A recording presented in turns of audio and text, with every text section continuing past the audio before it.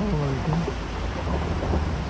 Tinimsiz yomg'ir yog'ish natijasida Qumqo'rg'on tumani Nechir mahallasiga kiradigan chorraha mana shunday ko'lmakka aylangan. Shaharning markazi. Kim buni shahar deydi?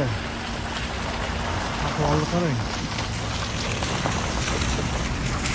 Kelayotgan katta yuk mashina ko'rinib qolib, qayerda yurishni bilmaydi. Lekin mana shu muammo bo'lganiga bir 2 kun bo'lgan bo'lsa, biror kishi buni o'ylamaydi. Bu qilish kerakmi, qilmaslik kerakmi, nima qilamiz? Hech kimni xayoliga ham kelmaydi bu mashinasi. Bu shaharning markazi. Muammoni mana shu narsa olib chiqsang, bir telefon boshlanadi. Olib tashlang. Xuddi bu videoni olib tashlasak, muammo yechilib qoladi.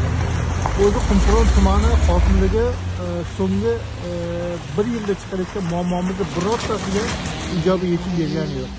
Rasmiy munosabat umuman berilgani yo'q.